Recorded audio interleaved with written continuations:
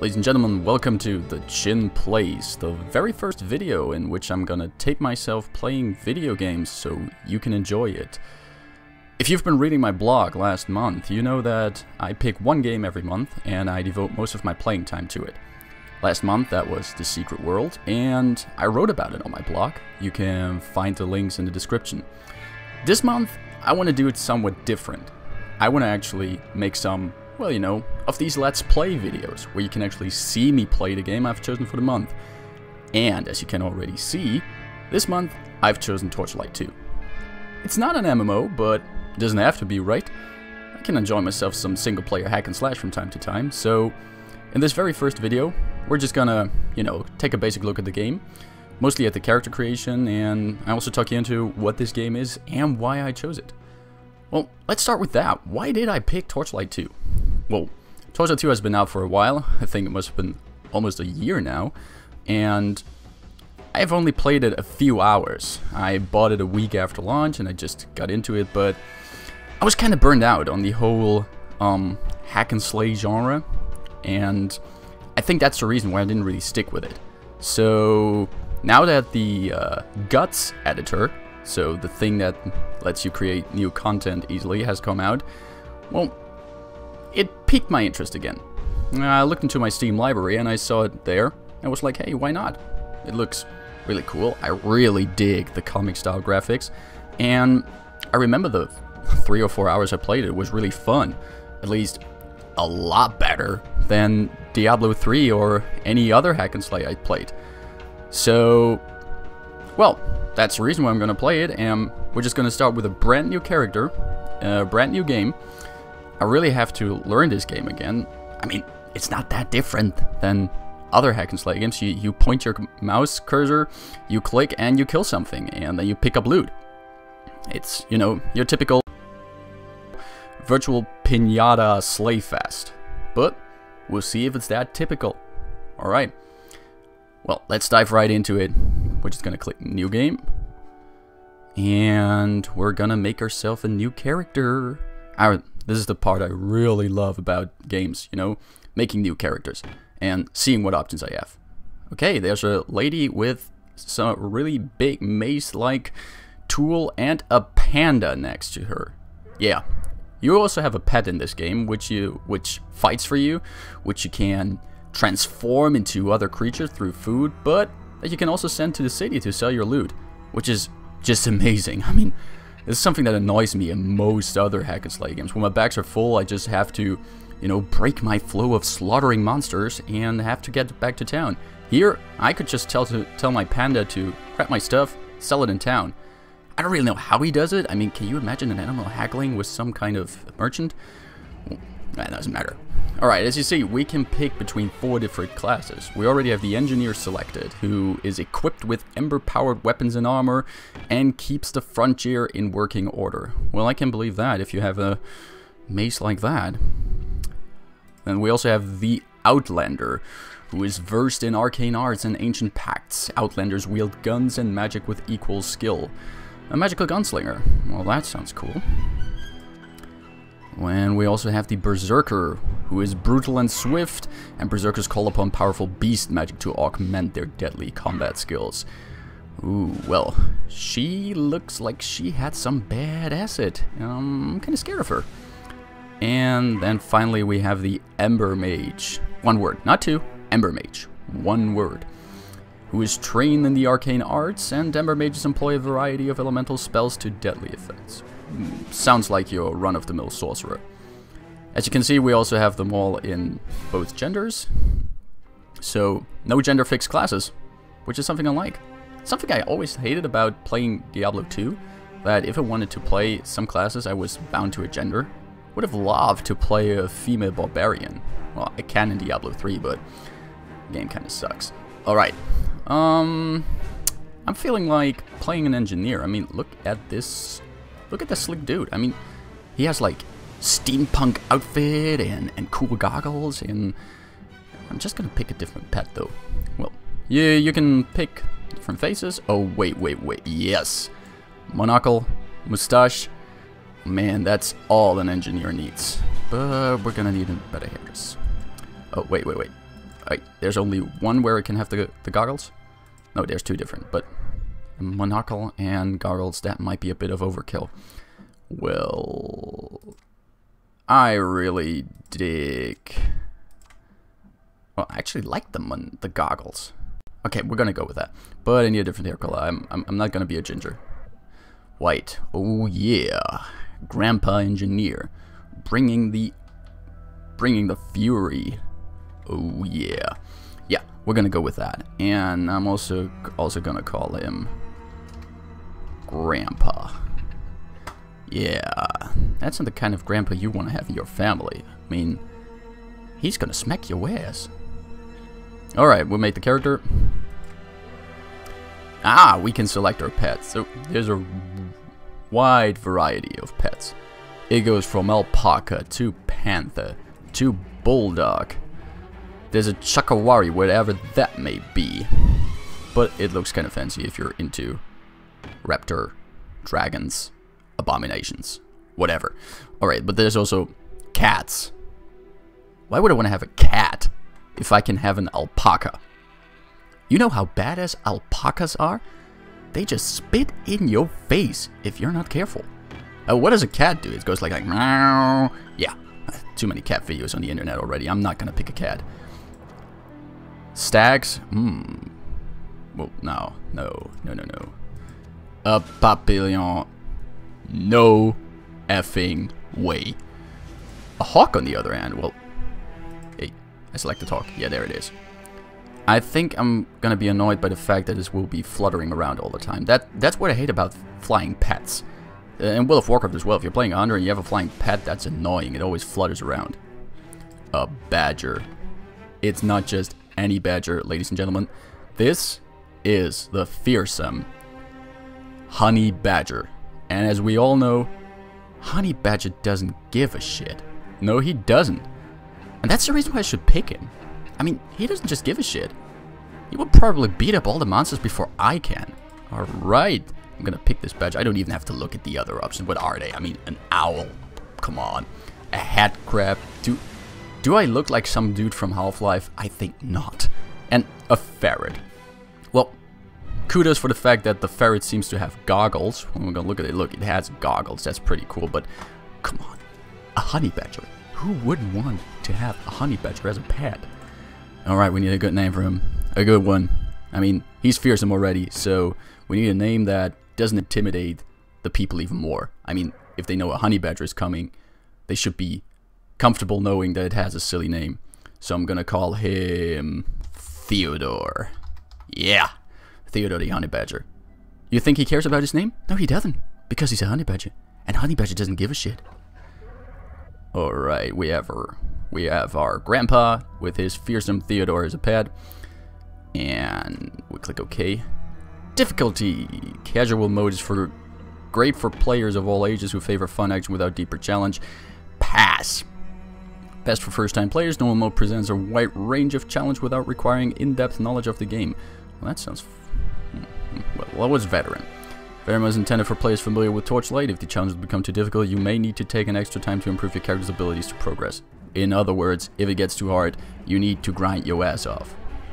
And Elite mode is for advanced or brave players. The monsters are significantly tougher and you may die often. Your adventure will likely take more time than in other game modes. Well, you might call me a pussy, but I'm just gonna go with normal mode. I mean, I want to have fun playing this and not want to get frustrated. But there's also the option for hardcore mode, which means that if you die, it's permanent. So, yeah, this is for the really die-hard guys who, you know, like having an extra challenge. And I like having challenges, but not ridiculous ones. So, let's pick normal. Well, this is one of the features I love about Torchlight 2. Unlike a certain other hack and slay game made by a certain company that I really used to love, and with who I have a love-hate relationship now, you can choose to play this game completely single player, which means completely offline.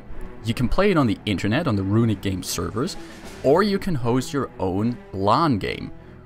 This is something I think many games lack these days. Everything is permanently online, and you have to log in for this, log in for that, and if you're not logged in, you can't get this, and blah blah blah. This is great. If for some reason I don't have an internet connection, I can still play Torchlight 2. I can go on my single player character and still beat things up. Of course there are some limits. As far as I know, you can't use a single player character in an internet game, but you could use them in a LAN game.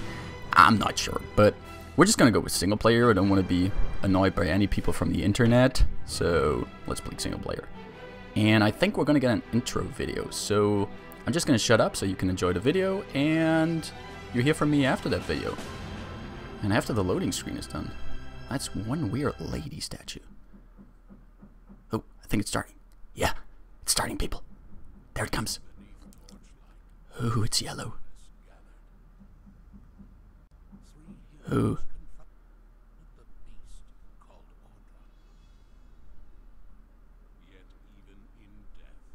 Ooh, Runic Games presents.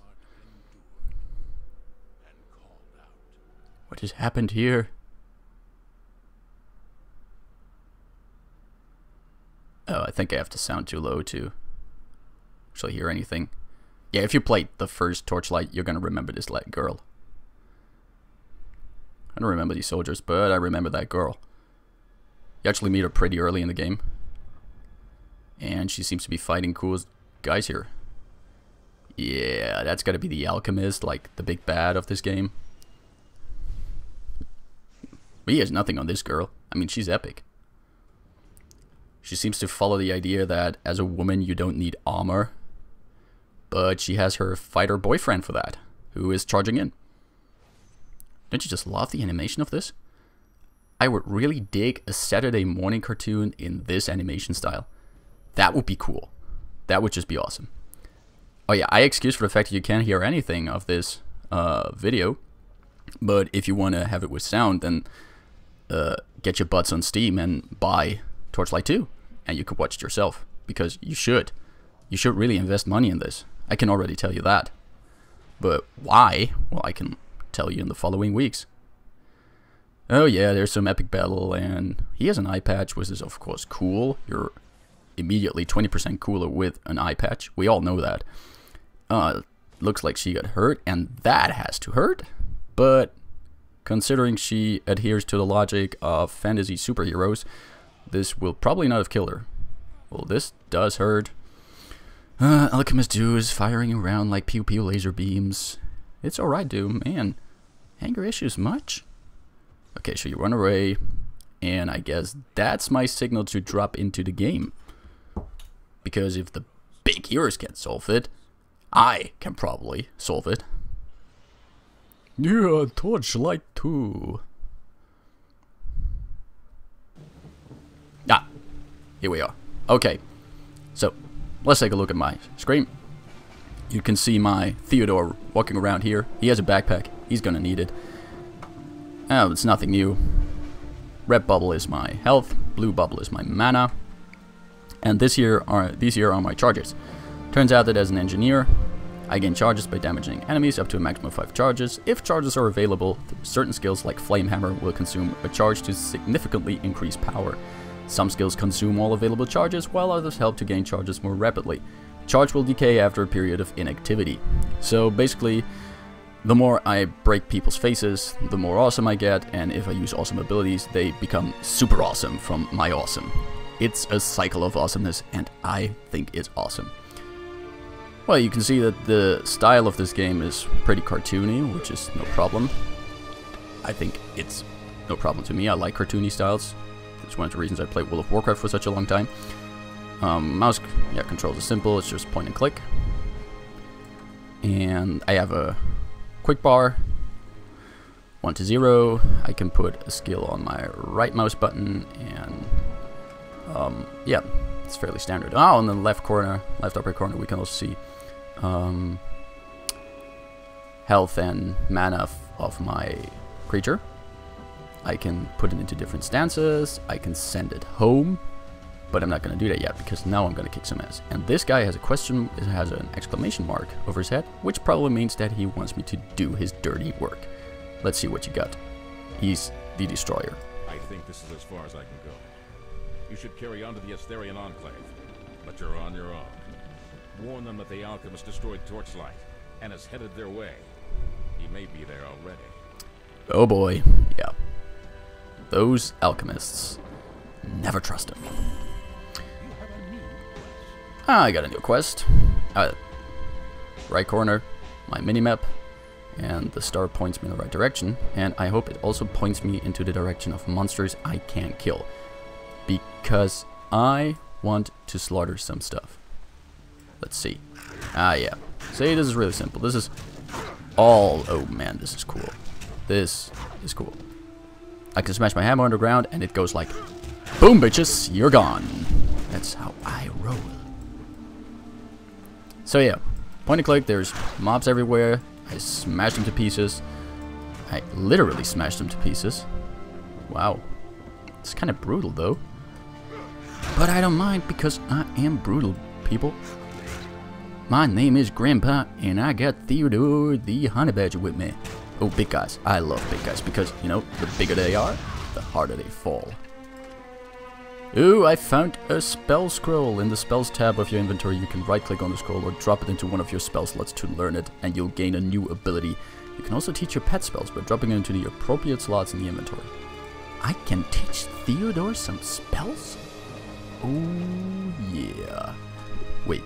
I have to read that. So there's my spell inventory. Learn Fireball. But where do I have to drop it? So, spells. Wait, I have to open.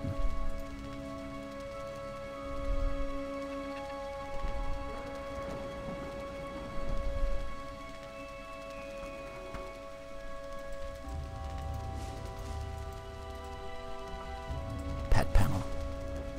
Yeah. No, that's the equipment of the pet.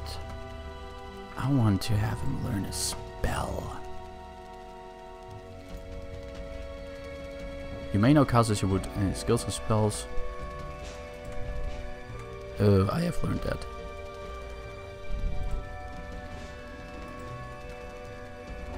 Alright. Oh, that's curious.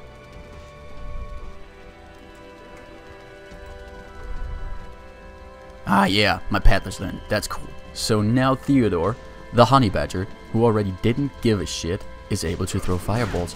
Look at him go. He throws them fireballs like no one else does. I have created the perfect honey badger. Next to the fact that the honey badger is already ruthless, I taught him how to use magic. Fear him, bitches. Fear him. Ooh, level up. See, that's what these games are all about. Leveling up, getting gear, getting cooler. And I just got a whole lot cooler. So I can spend points on skills in my attributes. Seems that strength and vitality are my key attributes, so I'm gonna stick to them. What does dexterity do? Increases critical chance, dodge chance, fumble recovery. And focus gives me more magic damage, and an execute chance increases the chance to strike with two similar weapons simultaneously. No, I don't need that. No, I need strength, bitches. I'm gonna put all these 5 points in strength because I'm strong. I'm a strong grandpa. And oh yeah, here. So every class has 3 different skill trees. For the engineer, that's blitz skills, construction skills, and aegis skills. Each for different things. Construction skills can give you all the fancy toys.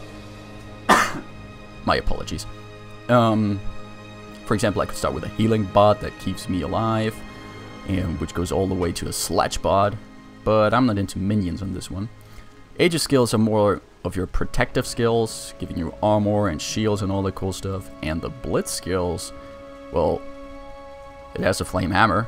I like the flame hammer so far. So you put points into these skills, and the more points you put in them, the cooler they get. But there's also, every 5 points, there's a tier in a skill, which as you can see, gives it a tier bonus. And so in tier 1, it creates 5 flaming splinters, traveling 8 meters. Tier 2 creates 6 of them, traveling 11 meters. And Tier 3 creates 7 of them, traveling 14 meters. Also tells me that it requires an axe, sword, hammer, staff, or polearm to use, which is good to know, which means that I can't use it with pistols, guns, and all that other cool stuff. But I don't mind. I mean, I like beating people in the face. Why would I need a pistol? So I'm gonna put my point in there, making it cooler. Alright, let's see where we got. Okay, people. There's some more mobs here. As you can see, this is just fairly standard. But I still dig the graphics. I dig the little details they put in here. For example, they had this... Well, they use this great idea that you just have to walk over gold to pick it up. That is something. The person who thought of that should get a Nobel Prize for World Peace, because it certainly keeps me more peaceful. The days that I had to click on stacks of gold to pick them up are gone. I just walk over them like I'm playing Super Mario and gathering coins, which is cool, which is simple and easy. And that's what I want in a game. Simple and easy. Alright, we're walking in a circle here, so it seems I have to go across this bridge. Smack this bastard. Oh, and there's more of you guys. Bam! Oh, do I feel like a demigod? Okay, we'll follow the traces here. And there's more of you guys. Well, there were more of those guys. And you have potions. I currently have my potions on button 1 and 2, which is good to know, because I'm probably gonna pop me a mana potion, electric ring, I got boots. I like, oh, there's a champion. Well, I don't mind that he's a champion. I'm just gonna kill the dude. Mana potion, light tunic, chipped axe. See, that's just what it's all about. Loot pinatas. Oh, as you might have seen, I've got a golden key. Sometimes you get these gold keys and you find golden chest. And it seems logical that you will need a golden key to open a golden chest, which we're going to do now. Most of the time golden chests have the cool loot, so let's see what's in here. Lots of gold, which I'm going to pick up. An identified bow. You have discovered a magical item. It is unidentified, which means that its magic powers are undiscovered. Identify by right-clicking on Identify scroll, then left-click on the item. Alright, that's as we know it. There's also a staff and a polearm and an ice ember spec. You've discovered a socketable item. Socketable items imbue your weapons and armor with new magical properties when inserted. If you discover an item with sockets, simply install the gemstone by dropping it into the item. Yeah, this is something we know back from Diablo and other hack and slay games. You get these things you can put into sockets. For example, you see that my boots have sockets right now, so I could drop this in there. I won't, because you can transmute lesser versions of these embers into greater versions, and I'd like to put some, you know, cooler things in my socket. What I can do, however, is I can identify, and just like in many other games, you need identify scrolls for that, and I see in my consumables inventory that I have 2 of those. So I'm gonna right click on this bow. I don't have any use for this bow, because, you know, why should I use a bow? I don't have any use for this polearm as well, but yeah, actually I do. I'm gonna go with this polearm. It's slightly better. Look at me going with this polearm. And I still have to find my way to the Asterian Enclave, which I think I'm getting close to. Which is also where we will end this episode of the Chin Plays.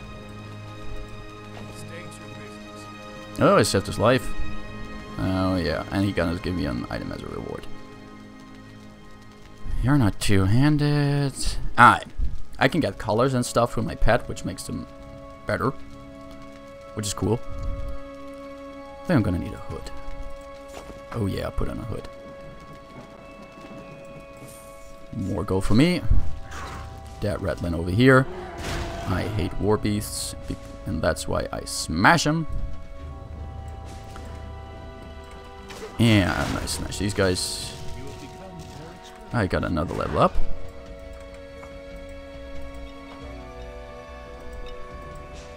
Mana potions, health potions, health potions. Oh, there's more of this beast coming over here, which just means more XP. Did you see my honey badger throw that fireball? My honey badger is awesome. He just does this stuff. He no longer needs to bite those cobras. He's just gonna barbecue them alive. God, I love my honey badger. Okay, to the Enclave. Yeah, this is also nice. On the loading screens, if you have unspent points, you can see them on the loading screens on the left and right upper corner. It's nice. It reminds you, tells you like, hey dude, you kind of forgot about us. But I didn't. I'm just gonna drop 5 points into vitality. Get myself some more HP.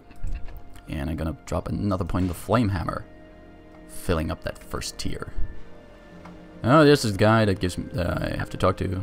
He's called Eldraine, and he's the Grand Regent. I thank you for your warning, but it Bit too late. This alchemist is already come and gone. It was all I could do to prevent him from entering the enclave because I'm an old man and I don't do awesome stuff. And I'm just gonna give you this quest, so you're gonna do all this shitty stuff for me. La-di-dee, la-di-da. But because I'm a nice guy, I'm gonna give you a cool weapon.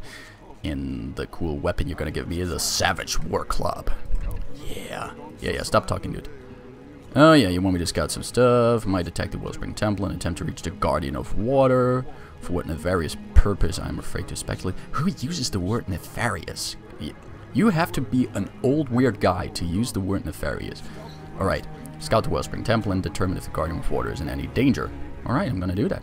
Yeah, alright. But I'm not gonna do that in this video. It's gonna be in the next one. So, as you can see, Torchlight II, your typical hack and slay action thingy. And I'm enjoying it so far. It's simple. I can just click at stuff and it dies. I can slam the ground and there's lava and flames coming out. And most of all, I have a damn honey badger as a pet. Any game that allows me to have a honey badger as a pet is already cool.